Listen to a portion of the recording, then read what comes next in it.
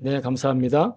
오늘 우리에게 주신 하나님의 말씀은 요한복음, 신약 성경 요한복음 제15장 1절에서 10절까지 말씀입니다.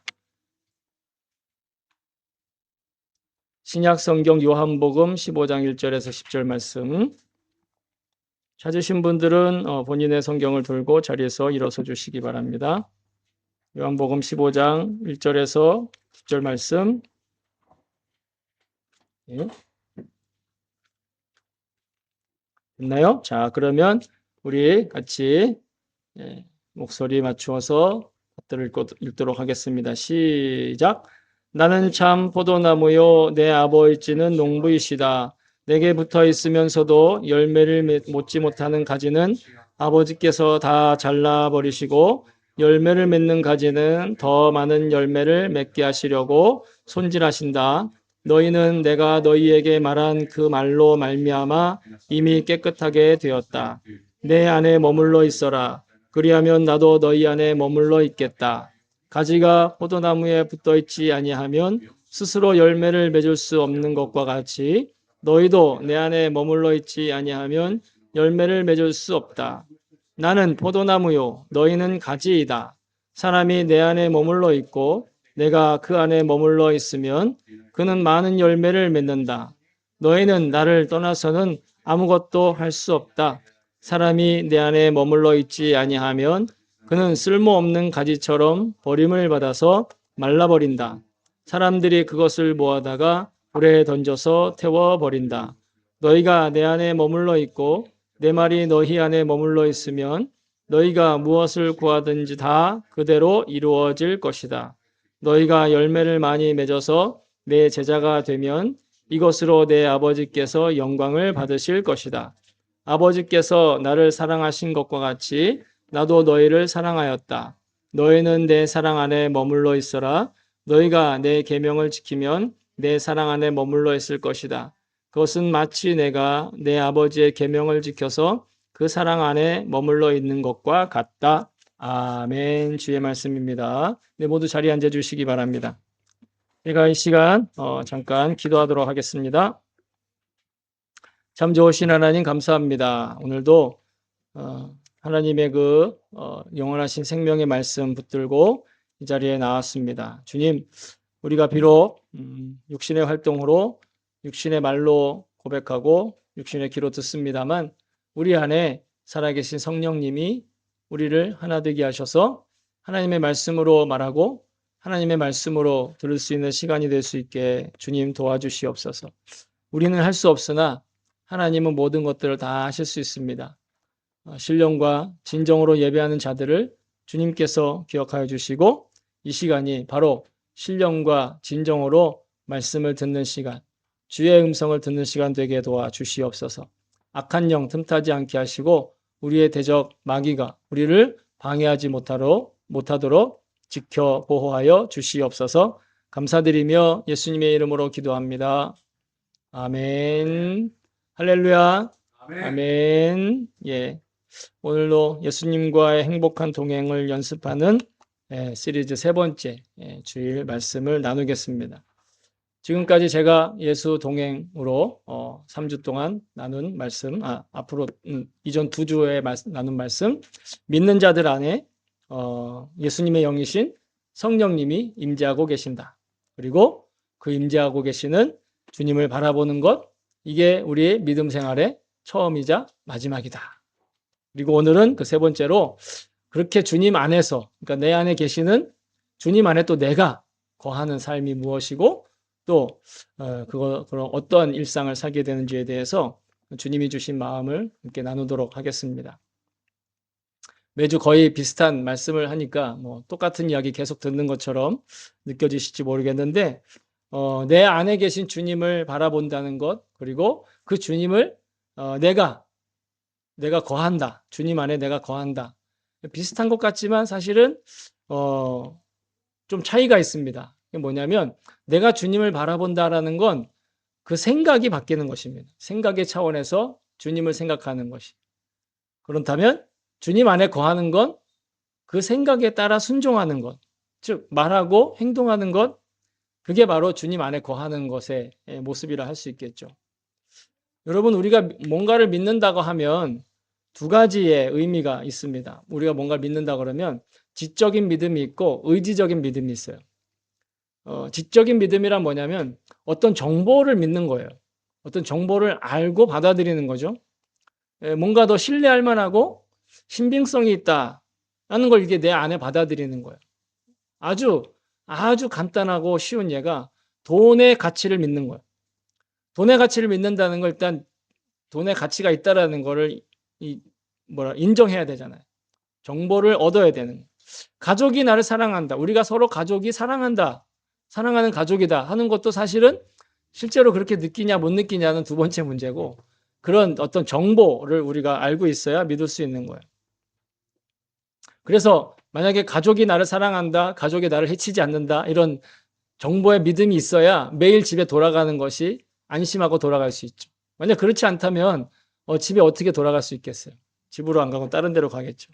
그러니 믿음은 어떤 정보에 대해서 지식을 신뢰하는 것에서 시작된다, 이렇게 이야기를 할 수 있어요. 근데 우리가 지적인 믿음은 그러면 지적인 믿음으로 남아있느냐? 아니요. 자연스럽게 의지적인 믿음으로 옮겨가게 되어 있어요. 아까 돈의 예를 들었는데 돈의 가치를 믿으면 어때요? 그 돈을 들고 슈퍼에 가죠. 상점에 가서 물건을 삽니다. 그리고 돈을 가지고 내가 필요한 일들을 하죠. 가족의 사랑도 마찬가지예요. 가족이 나를 사랑한다. 내가 그 사람과의 가족이다. 내가 그와 특별한 관계다라는 걸 믿으니 집에 들어가거나 그 가족과의 관계를 계속해서 잘 이어가는 게 어렵지 않은 일로 행동이 나오게 된다라는 것입니다.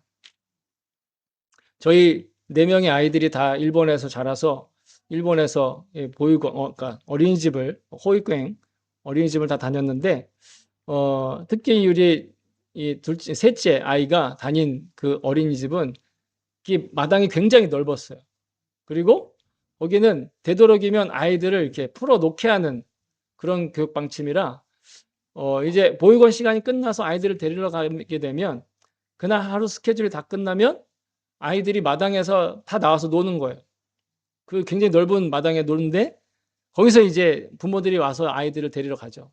보통은 실내에서 아이들을 데려가는 게 보통인데 이 어린이집은 마당에서 애들 놀게 해서 그래서 이제 놀고 있는데 그 가운데 이제 제가 찾아가서 이제 아이를 발견하고 아이 이름을 불러요. 그러면 그 아이가 우리 작은 아들이 듣고 고개를 싹 돌려서 아빠인 걸 확인해요. 아빠인 걸 확인하면 그때부터 막 달려와서 저한테 확 달려들기 시작하는 거예요. 그러면 그때 그 달려드는 나의 모습을 내가 보고 이거 위험하다 싶어가지고 피하겠어요? 아이가 달려오는데 여러분 조그만 아이지만 있잖아요. 갑자기 이렇게 가슴팍으로 확 뛰어들면 있잖아요. 잘못하면 가슴뼈 부러질 수가 있습니다. 확 와서 달려들죠. 그럼 제가 피하지 않고 받아줍니다. 왜요? 우리 가족이고 사랑하는 아들이고 자녀니까. 그리고 아이도 아무 의심 없이 또 아무런 거리낌이 없이 저에게 점프하며 안길 수가 있어요. 내가 아빠인 거, 그리고 아빠는 자기를 늘 안아주는 것. 이렇게 해서 달려들어도 아빠가 피하지 않는다는 걸 그가 알고 믿고 있기 때문에 그런 거예요. 정보가 있고 의지가 있기 때문에 행동으로 실천하는 거죠. 너무 자연스럽죠? 당연하다 느껴집니다. 그러니까 우리의 믿음은요, 우리의 언행을, 우리의 생각과 일상, 그 모든 것들을 결정하고 있습니다. 꼭 우리가 예수님을 믿는다, 종교를 믿는다, 이거 말고도 그냥 우리는 뭔가를 믿고 있어요. 우리는 뭔가의 정보를 통해 계속 믿고 있어요. 그래서 만약에 우리가 믿음으로 산다 할 때 예수님을 자기 안에 살아계신다 믿고 지적으로 일단 인정을 하고 정보를 얻고 믿고 있으면 그 정보가 계속 남아있으면 우리는 주님을 바라보고 주님 안에 거하고 주님께 순종하고자 하는 그 믿음의 행실과 의지가 생겨나게 된다라는 것이. 그러니 주님을 바라본다라는 건 단순한 지적인 정보뿐만 아니라 나의 의지적인 행동이다. 이렇게 이야기할 수가 있죠. 그래서 주님을 바라보는 것이 어떤 유익한 삶을 살 수 있는지에 대해서는 지난 주일에 함께 나누었습니다. 그럼 오늘 말씀드리는 주님 안에 거한다. 오늘은 성경에 주님과 연결된다 이런 표현도 있는데 과연 그것은 무엇일까? 주님 안에 거하는 것도 주님을 바라는 것처럼 어떤 의지적인 행실에 속한다 이렇게 이야기할 수 있을 겁니다.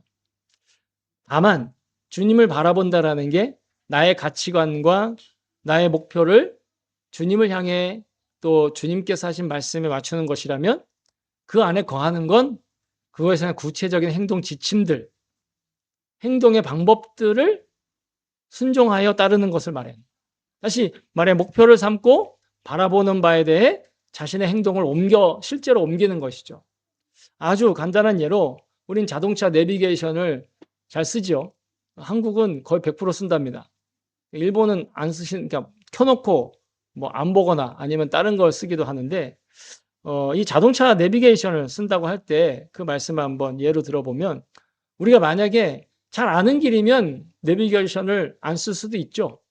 근데 잘 모르는 길을 갈 경우에는 반드시 내비게이션을 씁니다. 어떤 분은 아직도 지도를 보는 분들도 계시겠지만 내비게이션을 쓰는데 먼저 어떻게 하죠? 내비게이션에다가 목적지를 딱 세팅을 해요. 그리고 나서 세팅을 하면 그 다음부터 나에 있는 지점과 목적지까지 내비게이션이 이렇게 길을 안 따라 안내를 해줍니다. 이게 바로 주님을 바라보는 것과 비슷하다고 저는 생각해요. 주님을 바라보는 목적지, 그러니까 주님을 바라본다는 목적지를 세팅해 놓고 그리고 주님께서 나를 안내하시는 대로 내비게이션이 나를 안내하듯이 주님의 말씀이 나를 안내하는 대로 내 삶의 운전대를 움직이면 그리고 내 몸을 움직이면 실제로 운전하듯이 살다 보면 주님께서 나를 이끌어 가시는 삶을 살 수 있게 된다. 그러므로 주님 안에 거하는 건 여러분 어떻게 보면 주님이 말씀하시는 대로 순종하는 것이다 이렇게 얘기할 수 있어요. 주님 안에 거한다라는 건 그냥 교회 와가지고 말씀 틀어놓고 이 안에 앉아있는 것 물론 그것도 주님 안에 거하는 걸 수 있는데 실제로는 주님의 말씀을 듣고 그 말씀이 시키는 대로 내 몸을 움직이는 거예요. 우리가 아무리 100번, 1000번 주님의 말씀을 듣고 이 자리에 나와서 주님 하시는 말씀을 듣고 또 삶을 살아갈 때도 주님 시선을 신경 쓰라 목사님이 그랬으니까 그래 신경 쓰자 하고 신경만 쓰고 아무것도 안 하면 아무 일도 안 일어나요. 말씀만 듣고 의지적으로 순종하지 않으면 정말 아무 일도 안 일어나는 거예요. 그러다가 천국 가면 대부분 뭐라고 인사한다고요? 아유 말씀 많이 들었습니다. 말씀만 많이 들은 거예요. 말씀에 대해서는 아주 그냥 도 같아가지고 목사님이 하신 말씀 몇 년 전에 이렇게 말씀해 똑같이 말씀하세요. 막 이렇게 누구 말씀하고 아주 유사하세요. 막 이러면서 뭐 표절 아니에요. 막 이렇게 그렇게까지 농담이긴 하지만 어쨌든 말씀만 많이 들으면 주님을 바라본 거라 할 수가 있겠는가? 말씀에 의지적으로 순종하지 않으면 우리는 정말 아무 일도 일어나지 않고 아무런 체험도 할 수 없다는. 특별히 오늘 본문에 주님 말씀에 순종해야 한다는 표현이 자꾸 나오는데 본문 7절에는 특별히 뭐라고 말씀하시냐면 내 말이 너희 안에 머물러 있고 그리고 내 말이 너희 안에 머물러 있으면 그죠? 그 말이 주님의 말씀이 내 안에 머물러 있는 것이라고 말씀하고 계세요. 그래서 주님 안에 거하고 주님께 연결되어 있는 것 그것은 1차적으로는 주님의 말씀을 듣는 것 그리고 그 말씀을 듣고 그 가르침에 순종해 나아가는 것. 이게 주님 안에 거하는 것. 그러면 어떻게 하시겠느냐? 주님이 우리가 원하는 대로 다 이루어 주시겠다라고 말씀하시는 거예요. 문제는 뭐냐면 내가 원하는 대로 주님을 조종하려고 해서 그렇지 내가 주님의 말씀을 듣고 그대로 순종하면 내가 원하는 것들은 주님이 이루어 주신다라는 내가 이루는 것이 아니라. 응? 여러분 우리가 그렇게 해서 주님 말씀하신 거를 다 순종할 수 있고 다 기억할 수 있고 그럼 얼마나 좋겠어. 그냥 어떤 행동할 때마다 주님 말씀이 막 머리에 떠오르고 막 눈에 뭐 보이고 막 요즘에는 내비게이션이 그죠? 여러분 놀라지 마세요. 내비게이션이 자동차 창문에 떠서 이렇게 보이는 시대가 됐어요. 그런 차가 있답니다. 저도 본 적은 없는데 창문에 이제 그러니까 길이 이렇게 보이는 거예요. 그래서 그리고 뭐 예? 사람들도 막 보이고 그다음에 정보가 막 옆에 떠 있고 아 놀랍지 않습니까? 뭐 차만 그래요? 여러분 안경에도 뭐 그죠? 그래서 요번에 그 안경을 쓰고 시험 보러 갔다가 낭패 보는 사람들이 많죠. 토익 시험 봤다가 하여튼 막 그렇게 정말 주님에 대한 정보가 막 떠서 내가 이렇게 막 그냥 자연적으로 막 이렇게 될 수 있다면 얼마나 좋겠어요. 그러나 현실은 우리는 그렇게 하지 못하고 있습니다. 그래서 예수님께 대해서 예수님께 어떤 율법학자들이 물었습니다. 이렇게 그 질문에 이렇게 답을 하셨죠. 우리 같이 한번 이 말씀 읽어볼까요? 시작.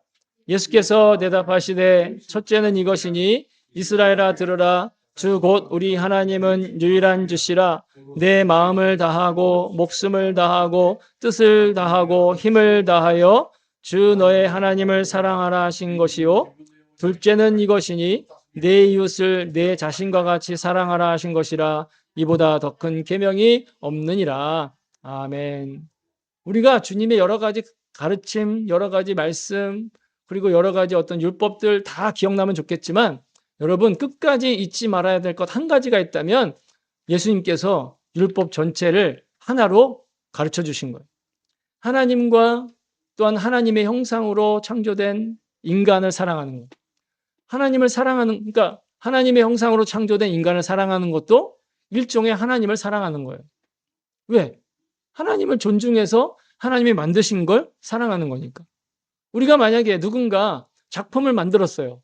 예? 제가 작품을 딱 만들었어요. 근데 누가 볼 땐 이거 작품이야? 쓰레기야? 그러면서 갖다 버린다 칩시다. 그러면 작품을 만든 저의 입장은 어때요? 굉장히 예? 모욕스럽겠죠. 그죠? 부끄럽겠죠. 하나님께도 마찬가지예요. 하나님을 사랑한다고 하면서 하나님이 만드신 하나님의 형상으로 만드신 사람을 무시하거나 혹은 그 사람을 사랑하지 않거나 아니면 쓰레기통에 갖다 버리거나 아주 제멋대로 그것들을 가치 없이 한다면 하나님을 모독하는 거예요. 하나님을 사랑하지 않는 거예요. 그래서 요한 1서 4장 16절에는 또한 이렇게 고백을 하고 있습니다. 우리 같이 요한 1서 4장 16절을 같이 읽어볼까요? 시작.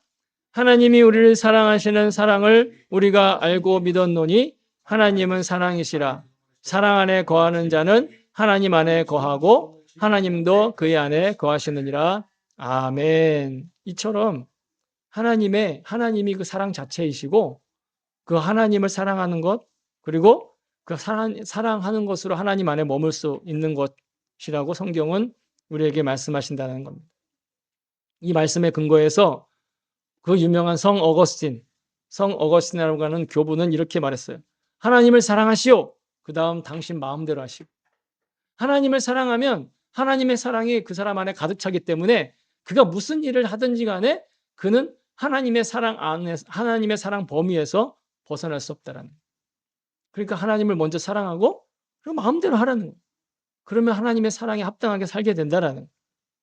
마치 예수님처럼. 예수님은 자유하셨지만 모든 것이 다 하나님의 뜻대로 하셨어요. 또 하나님의 임재 연습이라는 책을 쓰신 이렇게 수도사였던 로렌스 형제는 이렇게 얘기합니다. 하나님을 사랑하려면 먼저 하나님을 자주 생각해야 됩니다. 그렇게 하나님을 사랑하게 되었을 때 우리는 더 하나님을 더 생각하게 될 것이다. 우리가 귀하게 여기는 것이 우리의 마음도 있기 때문에.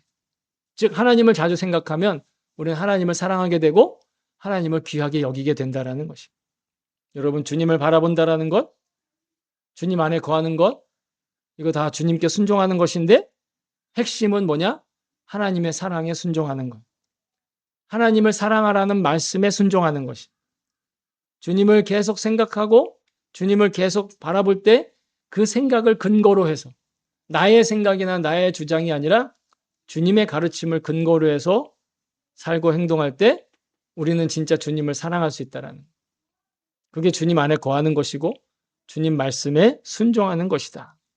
그러니 무엇보다 우리는 어떤 것을 사랑하기보다 하나님을 먼저 사랑하는 것 이게 굉장히 중요하다는 그리고 나면 나머지 사랑은 질서가 잡히고 완성되어진다는 근데 사람들은 자기 의지로 사랑을 하다 보니 사랑하는데 사랑하면 사랑할수록 피곤하고 지친다. 사랑하면 사랑할수록 더 괴롭다라는 말을 종종 합니다. 왜 그럴까? 실은 자기 자신이 사랑받기 원한 사랑을 하기 때문에 피곤하는 거예요. 자기가 100 정도의 사랑을 하는데 상대가 50 정도밖에 사랑을 주지 않으면 50%의 허망함을 느끼는 거예요. 이건 이기적인 사랑이죠. 세속적인 사랑은 대부분 그래요. 자신의 행복을 완성하기 위한 사랑의 행위이기 때문에 그래서 아무리 사랑을 해도 그 사랑에 대한 반응이 없으면 결국 지치고 피곤하고 낙심하고 좌절하게 되는 것이죠. 근데 사람들은 아니 그렇게 살아가는 게 너무 당연한 거 아니냐. 자기의 행복을 구하는 게 그게 뭐가 나쁘냐라고 생각하지만 실은 이게 세속적인 가치관에 속는 거예요. 우린 절대 지치지 않고 사랑할 수 있는 능력이 반드시 있습니다. 어떻게 해요? 그 사랑을 건강하게 사용할 때. 주님을 사랑한다면, 진정 하나님을 사랑한다면 우리는 지칠 수가 없어요. 왜? 우리는 주님이 사랑하시면 사랑할수록 주님을 사랑하는 사랑으로 살아가면 살아갈수록 하나님은 계속해서 그 사람에게 힘을 주시기 때문에. 세상을 사랑할 때는 내 사랑하는 에너지가 빠져나가지만 하나님을 사랑하면 하나님을 사랑할수록 하나님의 사랑이 계속 채워지는 거예요. 이게 진짜 건강한 사랑이냐 아니면 거짓된 사랑이냐의 차이예요. 세상의 사랑은, 육신의 사랑은 사랑하면 사랑할수록 힘이 없어질 수 있어요. 그러나 하나님의 사랑은 사랑하면 사랑할수록 힘이 채워지는 거예요. 그 증거가 여러분 성경의 고린도전서 13장에 고린도전서 13장에 나오는 사랑은 바로 하나님의 사랑이에요. 예수님의 사랑이에요. 그 하나님께서 창조하신 사랑의 능력, 하나님을 사랑하기 때문에 받게 되는 그 사랑의 힘으로 사랑할 수 있다면 우리는 결코 지치지도 않고 피곤하지도 않고 낙심하지도 않고 좌절하지도 않고 오히려 에너지가 넘치게 되는 줄로 믿습니다. 아까 말한 것처럼 하나님이 하나님을 사랑하는 사람한테 끊임없이 사랑의 에너지를 붓고 계시겠다. 보세요. 계속 에너지가 넘치고 있잖아요.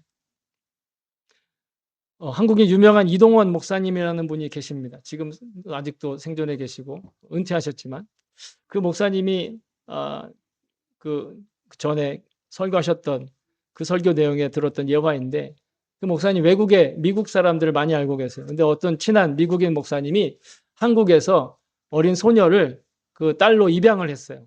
근데 그 아이가 소아마비란 장애를 가지고 있었어요. 보통은 건강한 아이를 입양해서 건강하게 키워서 이제 그런 어떤 보람을 얻기를 원하잖아요. 그런데 이 미국 목사님은 그렇지 않았다는 거죠. 일부러 장애가 있는 아이를 선택했다는 거예요. 그래서 목사님이 물었답니다. 어떻게 당신은 장애가 있는 그 아이를 입양할 수가 있었습니까? 그러자 미국인 목사님이 이렇게 대답을 했다라는 거예요. 주님은 나와 같은 죄인도 양자로 삼아주시고 이렇게 구원해 주시고 날 사랑해 주시는데 이렇게 미소가 아름다운 이 소녀를 내가 어떻게 입양하는데 아무런 문제도 되지 않는다. 그 장애는 아무런 문제가 되지 않는다. 이렇게 이야기를 했다는 거죠.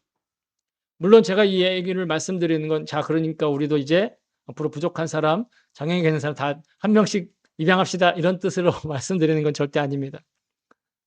중요한 건 우리가 하나님을 사랑하면 사랑할수록 하나님께서는 우리가 서로 사랑하는 힘, 심지어 원수까지도 사랑하는 힘을 주실 수 있다는 걸 그 예화를 통해서 그 경험을 통해서 나누길 원하는 어떤 상황에서든 먼저 그 사람에 대한 나의 의지를 이야기할 것이 아니라 나를 사랑하신 하나님 그 사랑을 우리가 먼저 고백하고 자기에게 다가오는 사람들을 대할 수 있으면 좋겠다라는 것입니다. 시편 139편 2절부터 4절에서 다윗이 이렇게 고백을 하고 있습니다. 우리 같이 읽어볼까요? 시편 139편 시작. 주께서 내가 앉고 일어섬을 아시고 멀리서도 나의 생각을 밝히 아시오며 나의 모든 길과 내가 눕는 것을 살펴보셨으므로 나의 모든 행위를 익히 아시오니 여호와여 내 혀의 말을 알지 못하시는 것이 하나도 없으시니이다. 아멘. 여러분, 주님 안에 거하는 건 또한 주님께서 내 모든 것들을 알고 계신다는 걸 의식하는 거예요. 내가 주님 안에 거한다는 건 주님이 내 모든 걸 다 알고 계신다는 걸 인정하는 거라고. 그리고 나서 말하고 행동하는. 이게 우리가 주님의 시선을 신경 쓴다. 주님께서 날 바라보시는 걸 신경 쓴다라는 게 뭐냐? 그것은 주님이 나의 모든 걸 알고 계신다라는 걸 나도 기억하고 있는. 여기서 말하는 모든 것이란 정말 말 그대로의 모든 것이. 시간으로 따지면 우리 인생 전체를 얘기하는. 그래서 지금까지 내가 살아왔던 삶의 과거, 지금 그리고 순간순간 내가 살아가고 있는 현재, 그리고 아직 보이지 않지만 내 앞에 있는 미래의 나의 모습까지, 앞날의 나의 모습까지, 그 모든 것을 다 모조리 다 주님이 알고 계십니다. 요한복음 4장에 보면 우물가에서 예수님과 대화하는 사마리아 여인의 이야기가 있어요. 그 여인이 어떤 과거를 살았는지 예수님이 다 알고 계셨어요. 그 여인이 얼마나 험난한 그 인생을 살았고, 얼마나 괴로운 인생을 살았고, 또 얼마나 또 교묘한 인생을 살았는지 예수님은 전부 다 알고 계셨어요.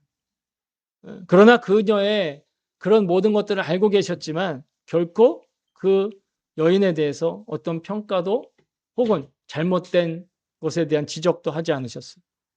그저 그 여인이 회복해야 될 예배, 신령과 진정으로 드리는 예배, 그리고 하나님과의 관계에 관해서 말씀해 주신 거예요.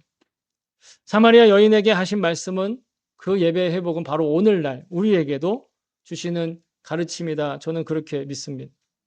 우리가 모든 것들 알고 계신 주님께서 나의 예배를 받아주신다라는 것, 나를 알고 계신다라는 것, 그래서 내가 이 자리에 나온다라는 것, 이것이 예배의 영적인 매력이라고 할 수 있다라는 것이죠.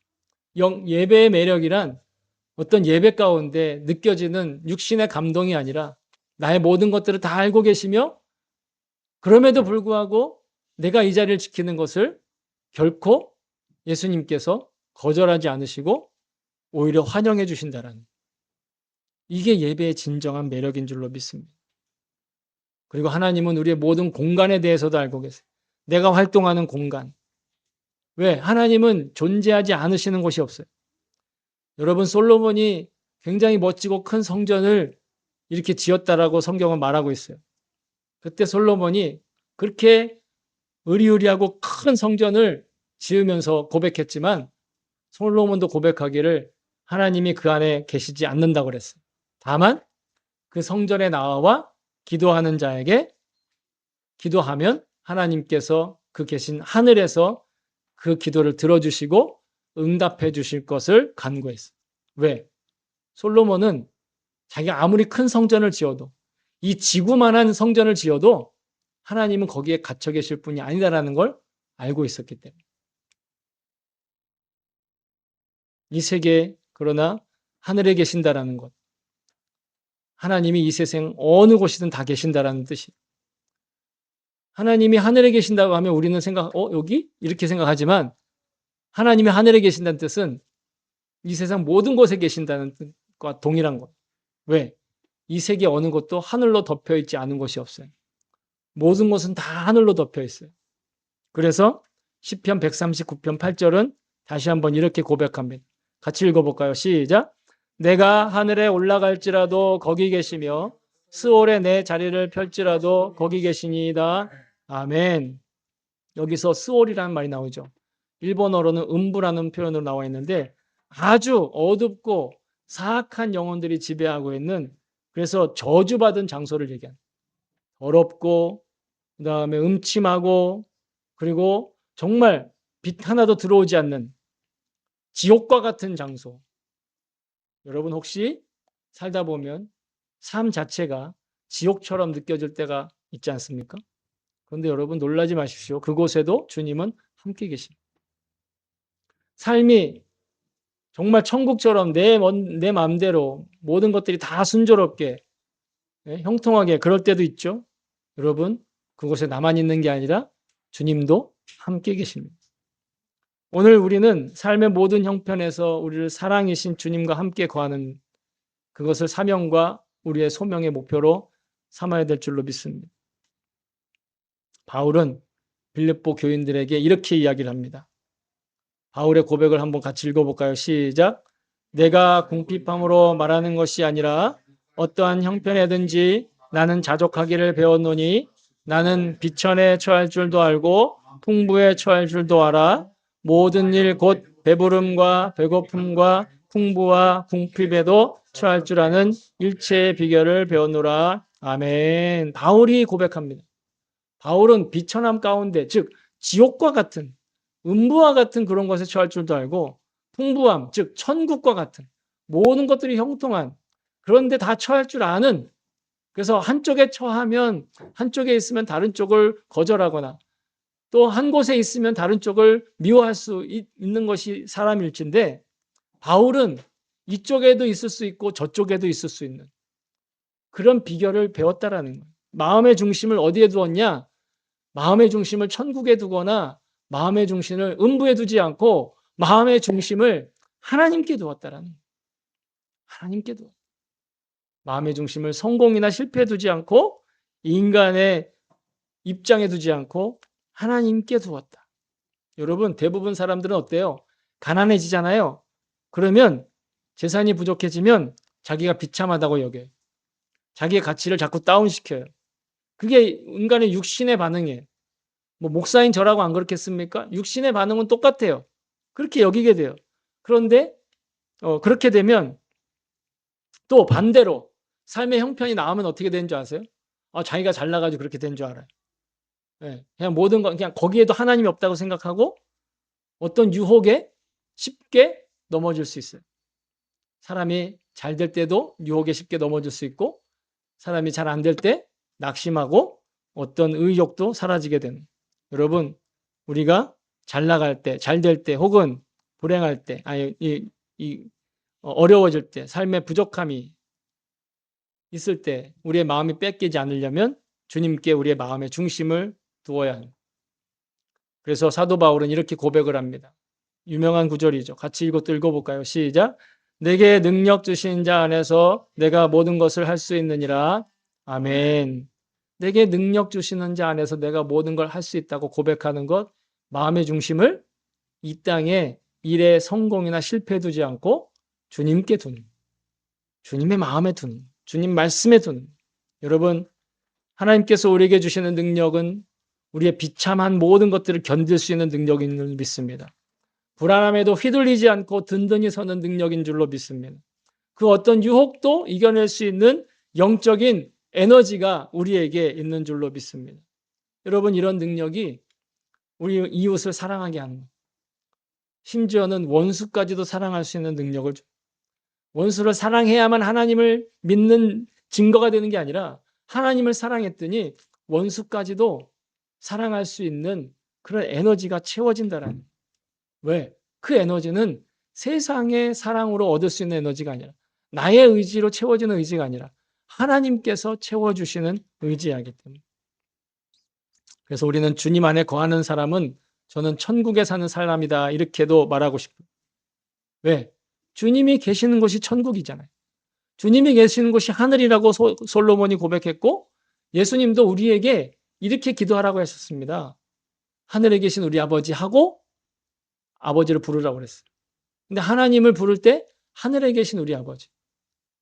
이게 우리 위에 있는 곳을 얘기하는 것이 아니라 그 하나님이 계신 곳이 곧 천국이라는 뜻이에요.